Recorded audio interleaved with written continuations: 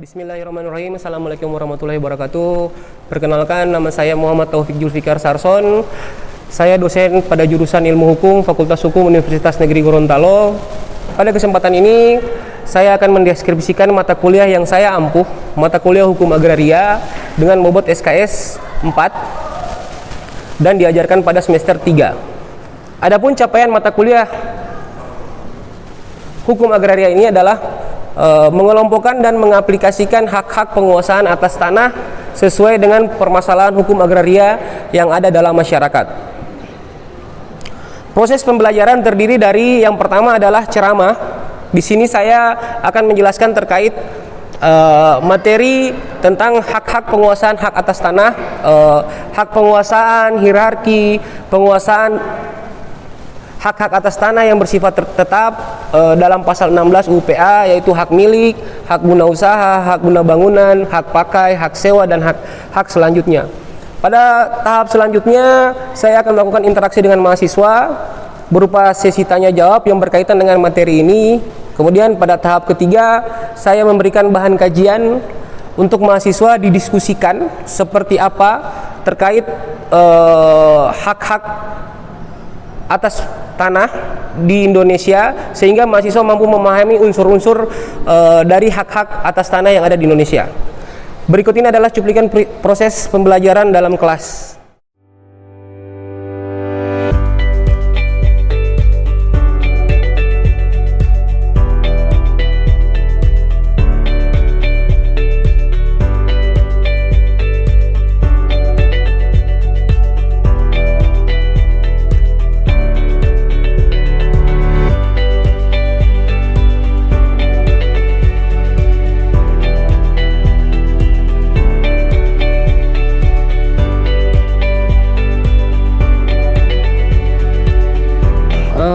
Sebelum kita mulai, marilah kita berdoa menurut agama dan keyakinan kita masing-masing.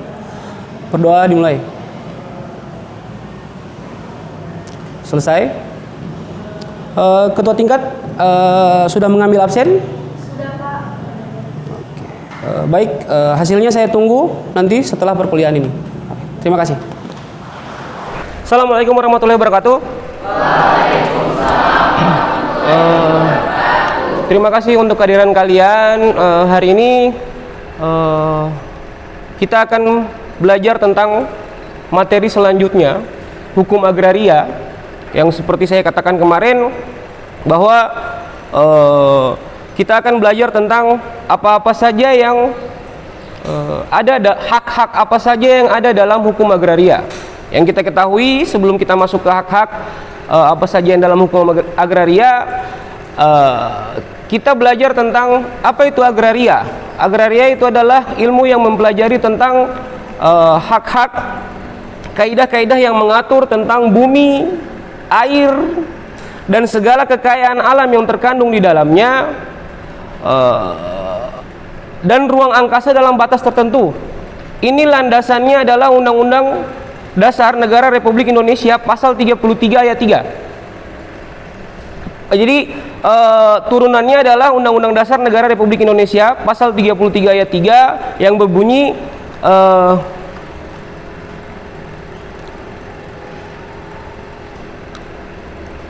pasal 33 ayat 3 Undang-Undang Dasar Negara Republik Indonesia berbunyi, bumi, air, dan kekayaan alam yang terkandung di dalamnya dikuasai oleh negara. Di dalamnya kemudian digunakan untuk sebesar-besarnya untuk kemakmuran rakyat.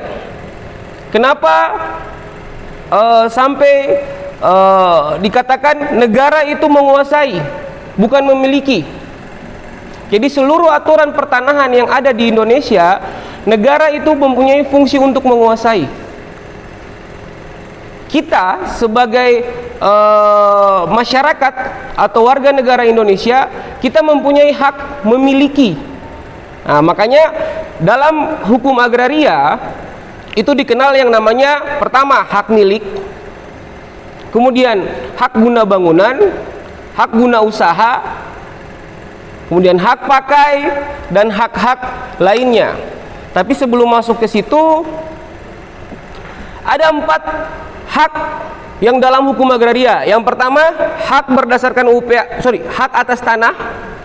Jadi hak atas tanah itu yaitu memberi wewenang untuk menggunakan dan mengusahakan tanah tertentu.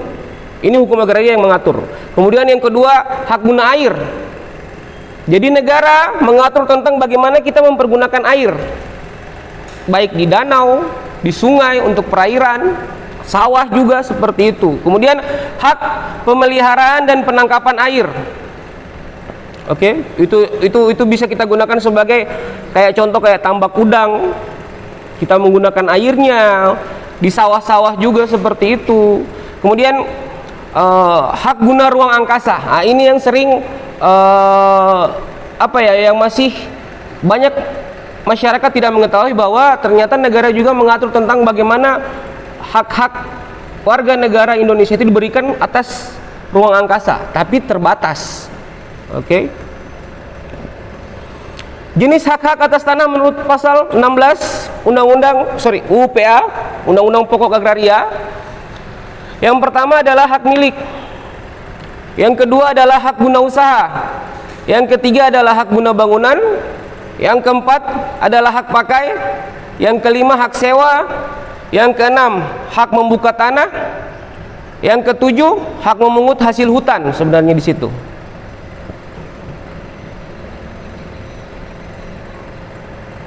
Apa itu hak milik? Ada yang tahu?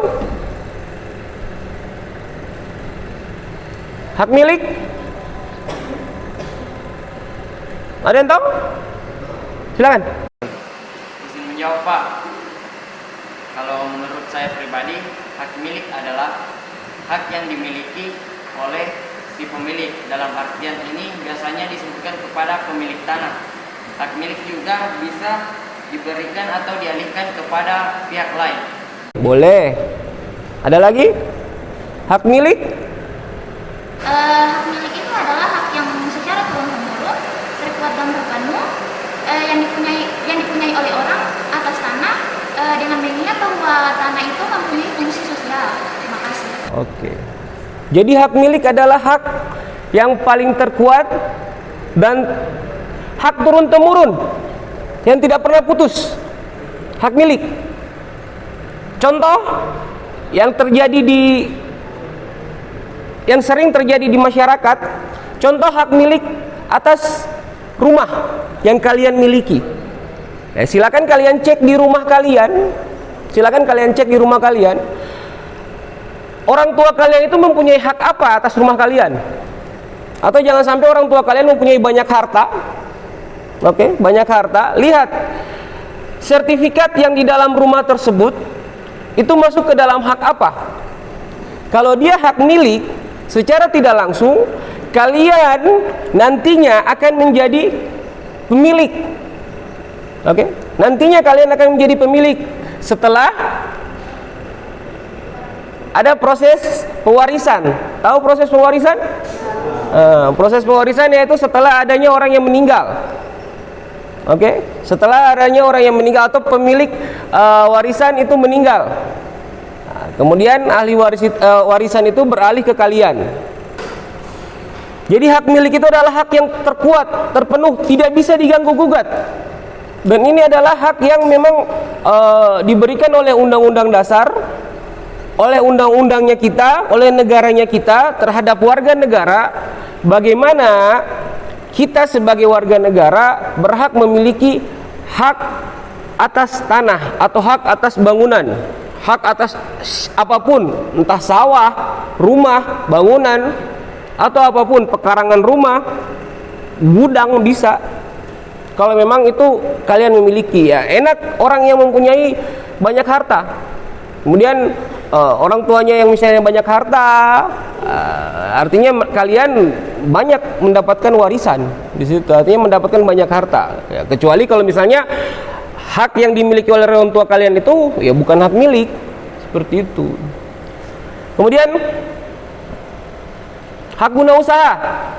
Pasal 28 ayat 1 Undang-Undang Pokok Agraria adalah hak untuk mengusahakan tanah yang dikuasai langsung oleh negara.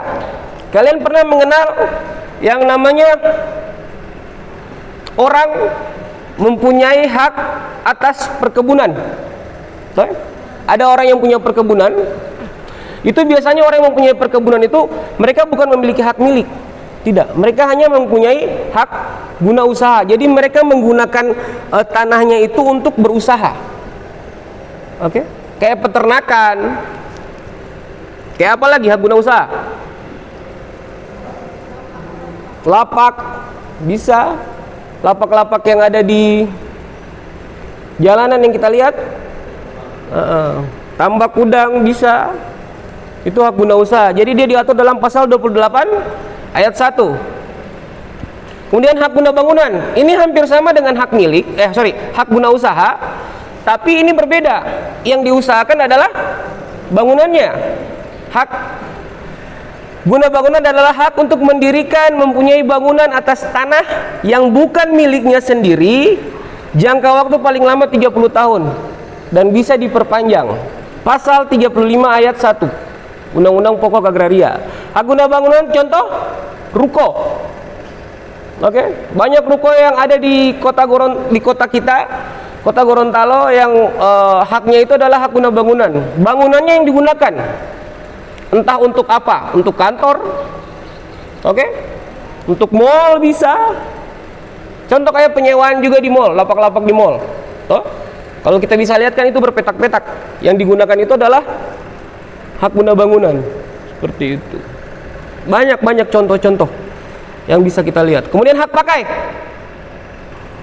Ini dalam pasal 41, hak pakai adalah hak untuk menggunakan atau memungut hasil dari tanah yang dikuasai oleh negara atau tanah milik orang lain yang memberikan wewenang kewajiban ditentukan dalam keputusan pemberiannya oleh pejabat yang berwenang. Contoh, kita menyewa lahan sawah kepada orang, kemudian yang kita ambil adalah hasil dari sawah tersebut. Oke. Jadi lahannya bukan milik kita. Oke. Yang kita bisa ambil di situ adalah hasil dari tanah, hasil dari apa yang kita tanam di situ. Jagung, banyak sekali contoh yang ada di sekitar kita. Bagaimana lahan jagung, lahan pertanian, sawah juga bisa kita katakan sebagai hak pakai. Banyak yang terjadi, banyak contohnya. Kemudian perkebunan, cengkeh, gula, tebu, perkebunan tebu, itu yang kita pungut adalah hasilnya, tapi tanahnya itu tanah milik negara atau tanah milik orang lain. Oke, orang lain yang punya tanah, kita hanya memanfaatkan apa yang nanti dihasilkan oleh tanah tersebut. Contohnya seperti itu.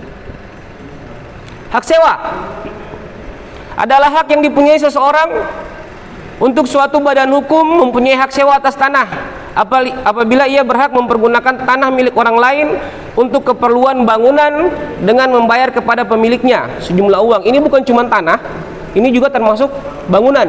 Siapa anak kos di sini? Ya, rata-rata kita anak kos. Oke. Siapa yang sewa, siapa yang tinggal di rumah sewa? Artinya kalian tinggal di rumah kontrakan. Sorry. Yang tinggal di rumah kontrakan? Tidak ada? Rumah kontrakan ada. Jadi contoh hak sewa adalah kita mempergunakan bangunannya bukan untuk menghasilkan sesuatu, oke, tapi kita gunakan untuk keperluan kita sehari-hari. Contoh, kita tinggal di dalam, paling banyak sekali anak mahasiswa itu tinggal di kos-kosan. Itu salah satu contoh bagaimana kos-kosan itu dimiliki oleh seseorang, kemudian kita menyewa tempatnya. Okay. Kita menyewa tempatnya, contoh kayak ruangan ini, yang kita sewa adalah hanya ruangan ini. Kita kan berdiri di satu gedung, toh? Satu gedung. Yang kita sewa adalah tempatnya. Yang kita berhak untuk gunakan adalah tempatnya yang kita sewa. Jadi kita tidak bisa menggunakan tempat yang lain. Kita tidak punya hak untuk tempat yang lain. Saat kita melakukan penyewaan, otomatis kita punya perjanjian. Nah, ini lagi masuk ke hukum perjanjian. Pasti akan berhubungan semua hukum yang ada di Indonesia, mau perdata, perjanjian, seperti itu, tentang tanah. Bagaimana hak sewa ini? Di situ ada perjanjian. Seperti apa perjanjian yang ada di kalian saat tinggal di kos, mau menyewa kos, ada enggak perjanjian yang kalian bikin? Ada. Contohnya seperti apa? Nah, bayarnya misalnya bagaimana?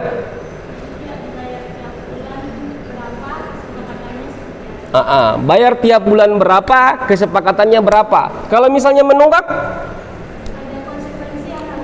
ada konsekuensi yang harus ditanggung. Makanya saat kita melakukan saat kita mempunyai hak sewa, artinya kita hanya bisa menyewa tempatnya.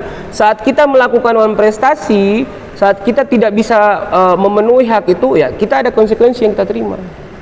Contoh misalnya di hak sewa juga itu ada ketentuan-ketentuan tertulis. Misalnya tidak bisa bangunannya itu tidak bisa dirubah. Oke? Bangunannya tidak bisa dirubah, atau bangunannya itu tidak bisa dicat, tidak bisa diperbaiki atau dipugar kalau tanpa izin si pemilik. Karena kenapa? Kita hanya menggunakan hak sewa. Beda dengan hak guna bangunan. Hak guna bangunan beda dengan hak guna bangunan. Kalau hak guna bangunan, ya kita berhak menggunakan bangunannya. Entah di dalam perjanjiannya kita bisa merubah bangunannya seperti apa. Misalnya kita bisa mencet. Kalau kita menggunakan bangunannya, otomatis bangunan penuh. Nah, misalnya bangunan itu digunakan sebagai kantor, ya otomatis kita tata sebagaimana mestinya kantor. Misalnya di mana ruang resepsionis, di mana ruang karyawan, di mana ruang bos, seperti itu. Beda dengan hak sewa. Kalau hak sewa ya kita bisa gunakan, tapi kita tidak bisa merubah bagaimana letaknya. Seperti itu.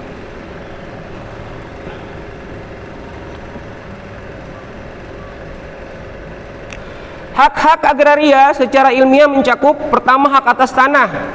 Yang tadi saya katakan, hak guna bangunan, hak guna usaha dan lain-lain, hak pakai, hak memungut hasil hutan. Kemudian ada yang namanya hak tanggungan. Kemudian ada namanya hak bangsa, hak menguasai negara, hak kuasa pertambangan, hak guna air dan lain-lain.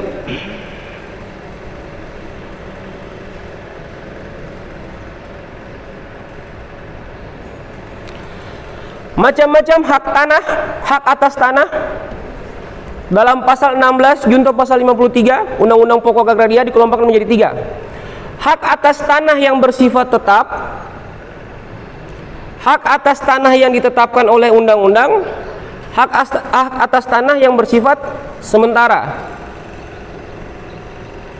Hak atas tanah yang bersifat tetap, yaitu hak-hak atas tanah ini akan tetap ada selama Undang-Undang Pokok Agraria masih berlaku atau belum dicabut dengan undang-undang yang baru.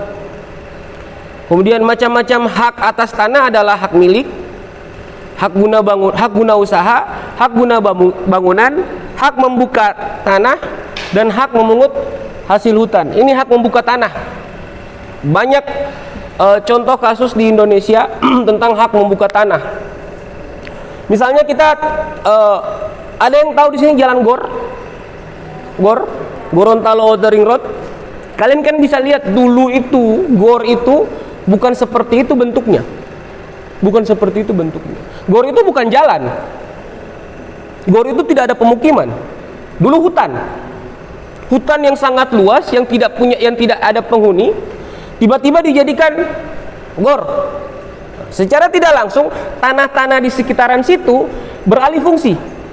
Ada yang beralih fungsi menjadi tempat tinggal, ada yang beralih fungsi menjadi perkebunan, ada yang beralih fungsi menjadi peternakan, ada yang beralih fungsi menjadi banyak tempat wisata, ada gitu. Makanya hak membuka lahan, hak membuka tanah, contohnya seperti itu. Jadi ada tanah yang tidak digunakan, tanah milik negara yang tidak digunakan, kemudian kita bisa manfaatkan seperti apa. Kemudian hak memungut hasil hutan. Hutan milik negara. Ada enggak yang punya hutan milik pribadi di sini? Siapa yang punya hutan milik pribadi di sini? Luar biasa. Kalau misalnya ada orang yang punya hutan, ya oke, saya akui jempol, karena memang kepemilikan hak atas hutan itu kayaknya belum terlalu diatur dalam peraturan di Indonesia. Entahlah seperti apa. Cuma yang pasti yang kita ketahui adalah hak memungut hasil hutan. Jadi hasil-hasil yang di dalam hutan itu kita sebagai warga negara Indonesia diberikan hak oleh undang-undang untuk memungut hasil hutan. Hasil hutan apapun. Contoh hasil hutan seperti apa? Buah-buahan, apa lagi? Hewan boleh? Apa? Kayu, jati, daun, tembakau, apa lagi? Ya, hewan sudah tadi. Apa lagi? Siapa yang pernah ke hutan ini? Siapa yang mapala? Pasti tahu di hutan itu apa saja isi-isinya. Ya, kita bisa tahu lah di hutan itu banyak sekali yang bisa kita manfaatkan, bisa kita pungut. Ada yang tahu di sini pohon kapuk dijadikan bantal? Pohon kapuk, apa lagi? Pohon ketapang. Banyak sekali. Pepaya, kelapa, apa lagi? Kelapa sawit. Oh, ini yang paling banyak. Ini yang banyak sekali di Indonesia, kelapa sawit. Pemanfaatan hutan sebagai tanaman kelapa sawit, dan itu sangat menguntungkan.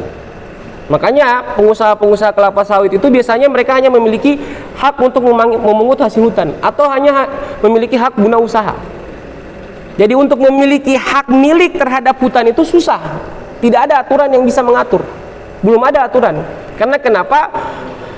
Hutan atau tanah-tanah yang belum dimiliki oleh seseorang itu masih dikuasai oleh negara.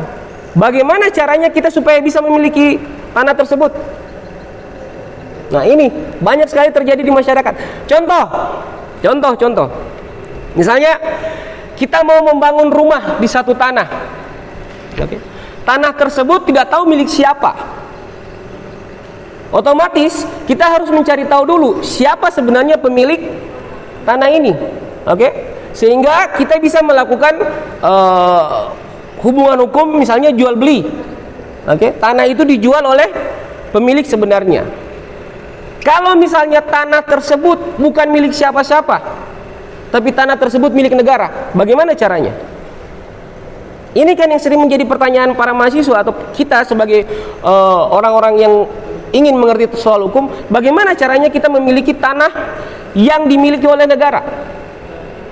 Ada nanti pertemuan selanjutnya yang saya akan bahas tentang bagaimana caranya memperoleh tanah, tanah yang dimiliki oleh negara dan dimiliki oleh perorangan. Dan bagaimana badan hukum, bukan cuma orang ya, badan hukum itu memperoleh hak terhadap tanah tersebut. Contoh badan hukum ya perusahaan-perusahaan. Bagaimana kalau misalnya hutan itu mereka mau kuasai, mereka mau miliki, seperti itu. Coba tanyakan di masyarakat sekitar, hak apa yang mereka miliki? Kenapa sampai kita saat mau masuk di tempat wisata itu kita harus bayar? Apakah yang memiliki hak itu mereka? Ini kan pertanyaannya. Kenapa kita harus bayar? Contoh masuk ke Kurenai. Kenapa kita harus bayar? Padahal kalau bilang pantai itu adalah milik umum. Itu pertanyaannya kan. Nah, ada aturan tersendiri lagi yang mengatur, misalnya Perda, peraturan daerah yang mengatur bagaimana retribusi tempat wisata.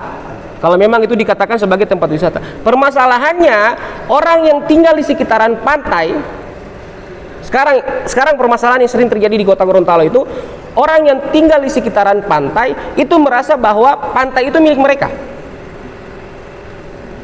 Dan kita datang menyewa. Kemudian hak atas tanah yang bersifat sementara, yaitu hak atas tanah ini bersifat sementara dalam waktu yang singkat, akan dihapuskan karena mengandung sifat-sifat pemerasan, mengandung sifat-sifat feodal, bertentangan dengan jiwa UU PA. Itu yang saya maksudkan.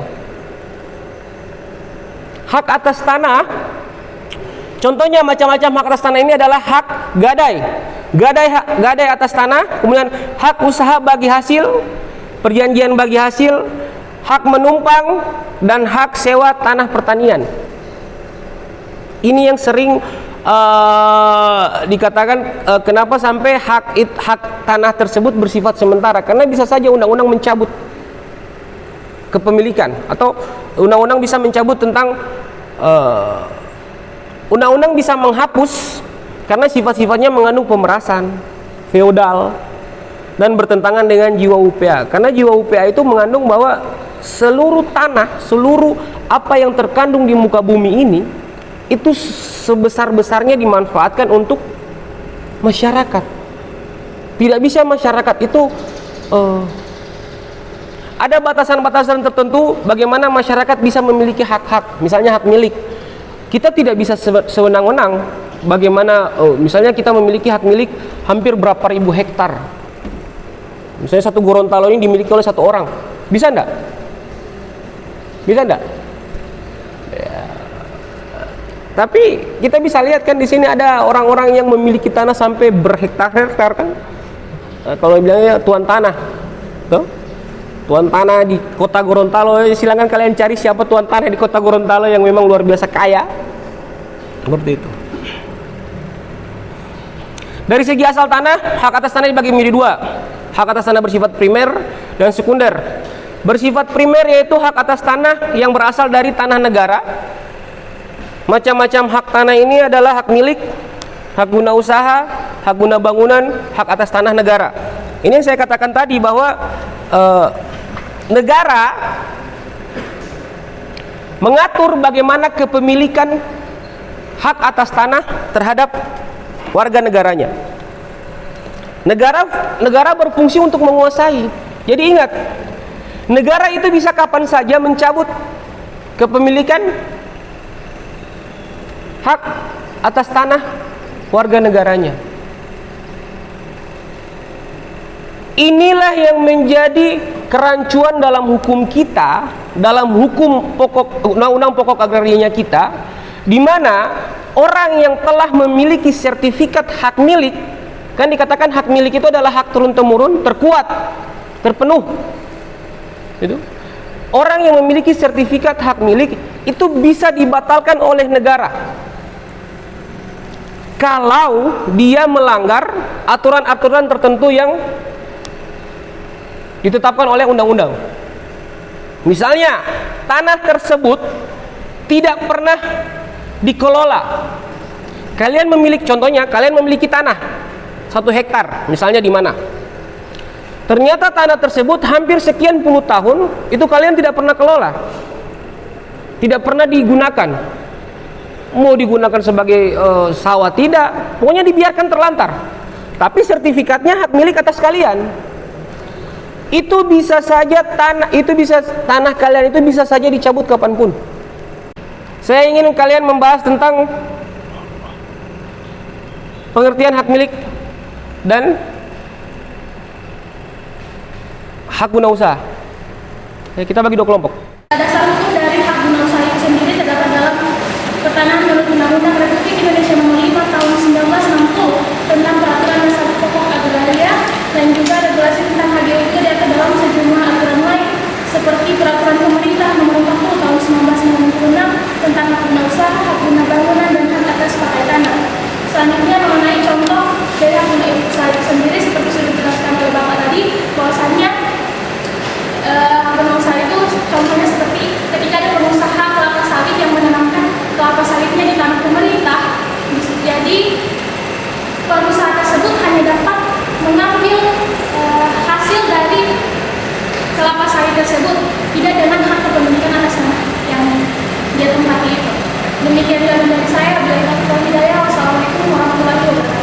Waalaikumsalam warahmatullahi wabarakatuh. Saya perwakilan dari kelompok tanpa.